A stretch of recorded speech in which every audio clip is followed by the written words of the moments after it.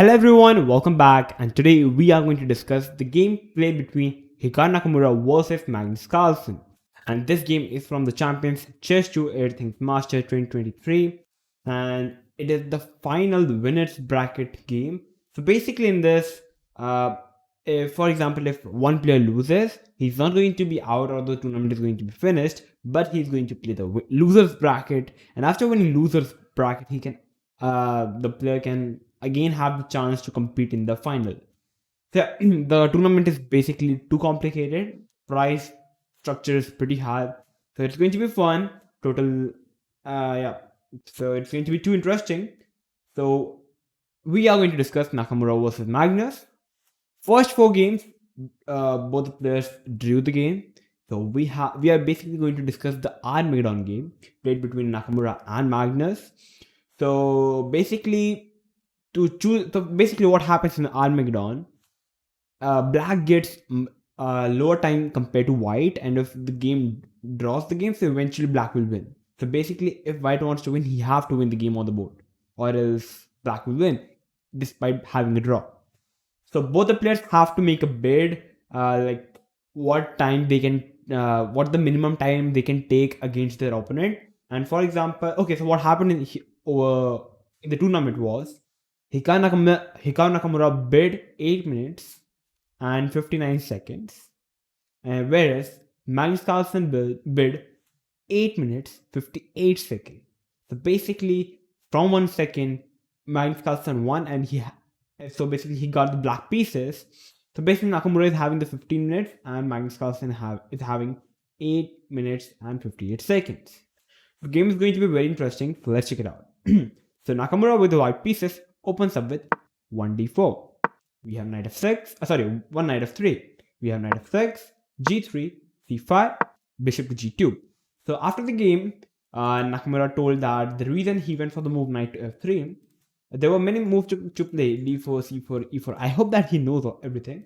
So yeah, he said that the reason he didn't went for playing something like d4, c4 because the position becomes very simple and there gets made trade, and Magnus Carlsen is pretty expert in, like, if the pieces, more the pieces trade, the more draw will come closer. So basically, the mission in Armageddon game is to trade pieces as minimum as possible, so that more pieces on the board, more complex the game, and black have to use more time.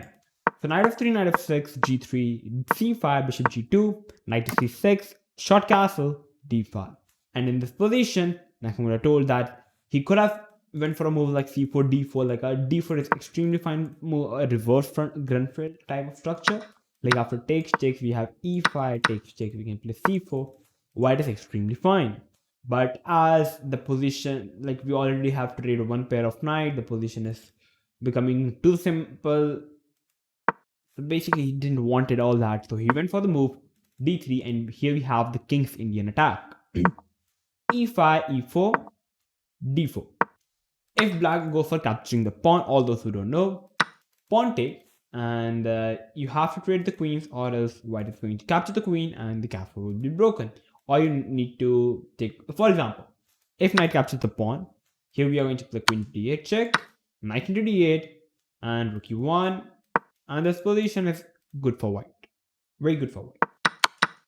And if you try to trade the queens and then capture the pawn, here we are having knight into e5. So basically, after knight into e5, bishop into e4, this position is good for white. Bishop is more active, the rook is open, the king is safe. So white is good overall. That's the reason black pushes up the pawn, and here we have e4 by Nakamura. So basically, he wants to put his knight to c4. So for example, if black plays a move like after knight d2, bishop d6, knight c4, bishop c7, here black can play a move like b5 to hit the knight. That's the reason here we have a4. The idea is to put the knight to c4, bishop to e7, knight to a3, bishop to e6, and here we have knight to g5. He can also put the knight straight away to c4. It's still fine. Like after b takes, d takes, but he first went for the move knight to g5, first eliminating the bishop, bishop to g4, f3, bishop to h5, knight to c4 now, knight to d7, hitting the knight, and here we have knight to h3. If white goes for a move like playing h4, trying to prevent the knight, like after bishop takes, it's not a good move though. Bishop into and white is too much better. I guess first check would be much better. So yeah, but after h4, black can play h6, and after knight h3, now g5 can be a very aggressive move. Followed by after takes, black can play f6, queen c7, long castle, and there could be a very deadly attack on the king side. That's the reason we have knight to h3 in the game, f6, giving some square for the bishop to go back on f7 to hit the knight, knight to f2, short castle, and here we have h4. So Nakamura's idea is to expand on the king side and attack the black king. Bishop to f7, bishop to h3, and okay, the reason Nakamura went for the move bishop h3 because the bishop is very open. Like he can also go for playing a move like f4, but after f4 the bishop is still steering the pawn, which is not a good idea. So he went for the move bishop to h3 because the bishop is now much open, and black is also having a problem. He can't expand on the queen side like this because here we simply have bishop into knight and pawn queen takes knight here, and black will simply lose in exchange. So it's still a good idea, bishop h3. Here we have knight to b6 by Magnus, b3, knight into, and here we have b into. But okay, Nakamura could also take with the pawn, d pawn, it's still fine, it doesn't matter. We have b takes, bishop to d6, f4 now, expanding on the king side, trying to make a breakthrough. Pawn takes, queen to c7, here you have knight to h1. In this position, Engine was suggesting a very powerful move in the position. Hikaru Nakamura saw this move, but he wasn't sure of making this move or not. The move was e5, and the e5 move is extremely powerful. The idea here is after f into e4, after f into e5, here we have simply f5, and white is going to put the knight to e4. For example, let's take a move like king h8, random move, knight e4, bishop to e7, h5, and here this position is good for white. H6 can be some ideas in the future. The knight is well centralized, but Nakamura wasn't sure about this position because black is already a pawn up and this position is too simple. So knight to h1 was played in the game, defending the pawn on f4. Here we have king to h8 by Magnus, knight to g3. So basically rerouting the knight to, I guess, to h5 can be a good, f5 can be a good sphere to hit the bishop and the g7 pawn. So Magnus split the move g6, not allowing a white knight to get on the square of h5 as well as on f5. Queen to f3, rook to e8, king to h1. Sidestepping with the king, the idea is to put the rook to g1 and open up with something like h5. Here we have bishop to e6, and after bishop e6, Nakamura went for the move bishop into e6, which is actually a pretty natural move. You have to go for capturing the bishop because you can't really pull your bishop back, because it's something like you're pulling your piece back, which only helps black to play, which only helps black in this position, because now the bishop on g2 is extremely bad. So at the place of making a piece bad, it's better to trade off the piece. Rook take, here we have bishop to d2, developing the bishop and also taking out with the b4 square from the knight to hit the c2 pawn. And here we have f5 by Magnus Carlsen. Okay, so basically in this position after rook into e6, white could have also went for a move like h5. It's also a very strong move. After h5, for example, there are two moves really, g5 and f5. If you try to push the pawn, white can went for a move like e5, counterattacking the bishop. So basically, the idea of g5 here is you can't capture because the knight is simply hanging. But after g5, you can play a move like e5, a very strong move. And after pawn takes, if you try to take, here we have simply f5. And this position is good for white. The knight is going to sit on e4. The pawn is hanging. And this is pretty good position. Like after rook f6, bishop into g5. Knight is coming on e4 still, and this position is winning for white.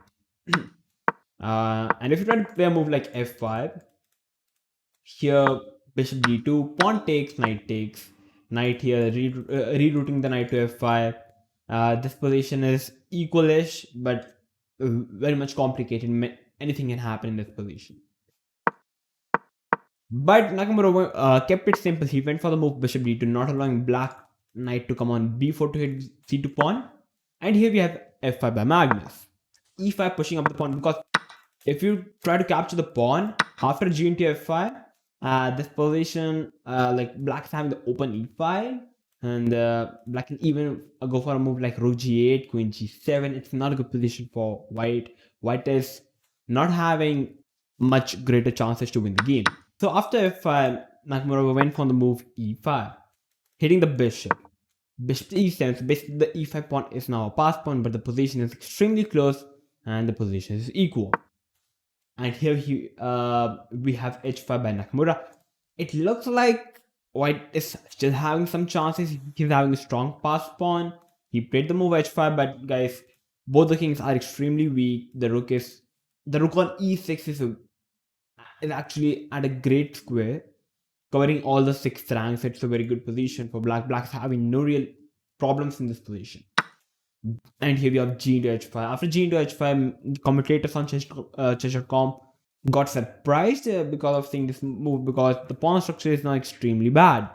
But the idea of Magnus here is, if you really try to capture the pawn on h5, it will only allow black to put the rook on h6, put some dangerous attack on the h5. So it is, I guess it's a very good idea. I was thinking after h5, can black go for a move like a g5, because if you try to take, here black can capture with the knight and it looks like a fine position.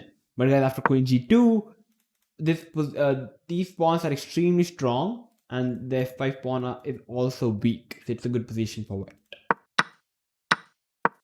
So here we have gh5, rook to g1, getting the open g5, rook to g6, and here Nakamura made a blunder by playing the move queen into h5, which was simply a blunder.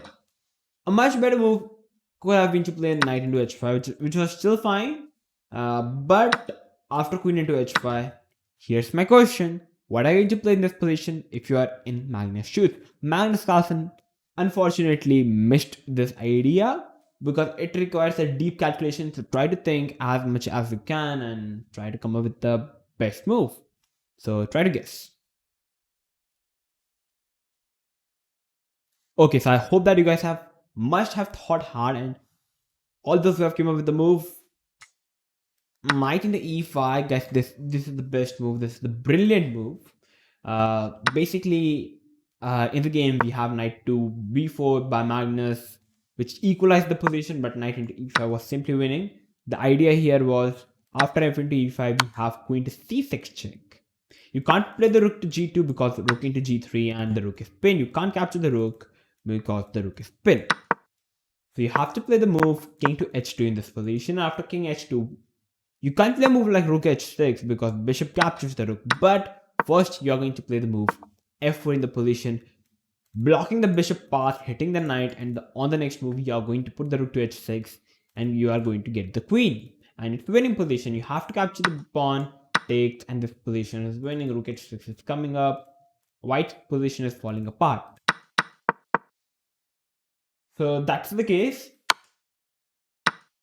So that was the case. But here we have knight to g4 in the game. And after knight g4, Nakamura went for the move queen f3. So basically it looks like white can capture the pawn on f5 in this position with the knight. And it looks like a fine position. But guys, this position, if Nakamura would have gone for this position, it would have led to a fourth drawing position. Here black can simply play queen c6 check, king h2, rook into knight, and it forces a draw, queen into f5, rook check, king g3 check, and you actually have to repeat. If you try to move the king over here, bishop check, rook check, and this position is lost for white. So I'm not sure that Magnus thought of it, but queen f3, he have to make a bad move, and still it's again winning for Magnus. Knight into pawn, rook b1, knight to b4, rook to g2. Now Magnus is simply a pawn up. Nakamura was dissatisfied now because he knew that the game is going out of his hands. Knight to d3 came in the position. Rook to b7, hitting the bishop and the pawn. Rook to e8, knight to c1, asking for a knight trade. Magnus happily traded the knights. Pawn push, again pawn push, and okay, this pawn push really surprised me. I thought that we should try to always keep the pawn structure connected, but Magnus simply broke the rule. He can, but you cannot. Okay, guys, you cannot, but he can. He's the world champion. You must keep the pawn connected. E6. Okay, d3. Rook takes, pawn takes, king g2, trying to bring the king. And here comes the idea. King g7, rook takes, and rook to d8. This was the idea. He's going to put the rook to d4 and going to capture the pawn. King to f3, rook comes, takes, rook to c2, bishop to e3, pawn push, rook to a7, king to f8, a5. And this position was simply winning if Magnus would have simply went for the move rook h2. The basic point is after d2, the king cannot come to e2 because the rook is covering the e2 square. But in the game, we have rook a2. So basically after d2, the king can come to e2. So here we have a6 still winning c3. Rook comes and rook into pawn equally. So basically Magnus could have won by playing the d2 move. And after bishop d2, after bishop d2 capture and it's winning. And if you try to push the pawn, here we simply have rook into a7.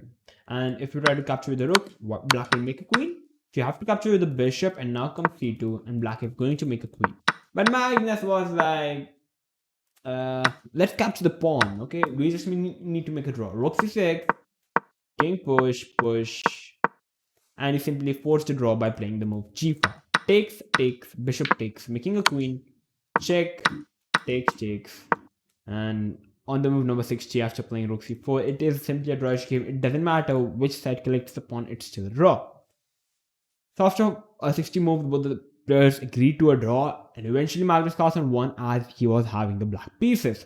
Basically, Nakamura lost, and it is not the end of the world. He's going to play the losers bracket now. So I guess currently the game is going between Wesley So versus Arjun, and the player who will win will face Nakamura, and the player who is going to win that match is going to face Magnus Carlsen again. So it's going to be very interesting. So I'm going to see you soon. If you like this video, then make sure to like the video, subscribe to our channel if you're new to our channel, and make sure to share this video with everyone. I'm going to see you soon. Till then, stay tuned and keep watching Oneshot Chess.